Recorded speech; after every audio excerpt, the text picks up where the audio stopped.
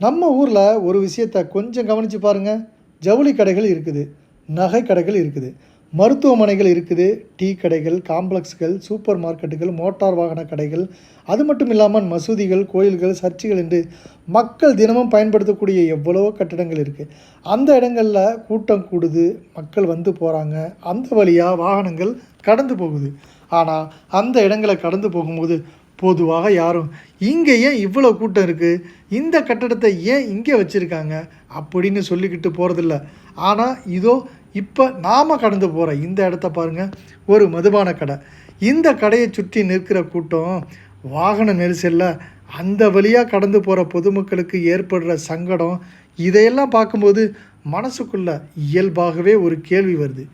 இதை இன்னும் ஏன் இங்கேயே வச்சுருக்காங்க?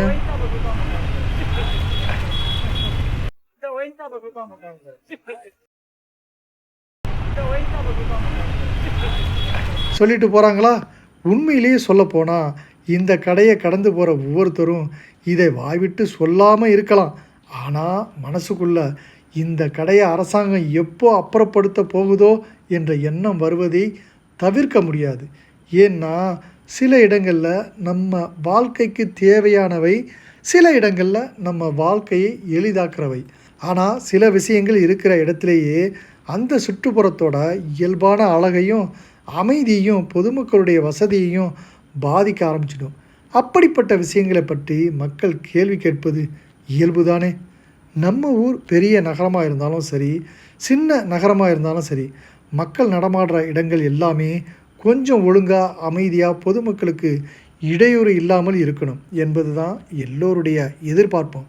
இப்போ பாருங்கள், நாம் போகிற இந்த அழகான சாலையில் சுற்றிலும் இருக்கிற சூழலை ரசிச்சுக்கிட்டே போகலாம்.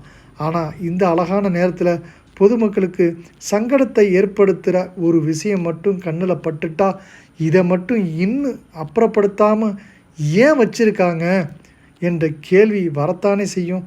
அதுதான் இங்கே முக்கியமான விஷயம். யாரையும் தனிப்பட்ட முறையில் குறை சொல்லணும்னு இல்லை. பொதுமக்கள் நடமாடும் இடங்கள் பொதுமக்களுக்கு வசதியான இடங்களாக இருக்கணும். அதுதான் எல்லோருடைய எதிர்பார்ப்பும். நீங்கள் என்ன சொல்கிறீங்கன்னு கமெண்டில் சொல்லுங்கள். அதோட நம்ம சேனலை சப்ஸ்கிரைப் பண்ணி, லைக் பண்ணி, ஷேர் பண்ணுங்கள்.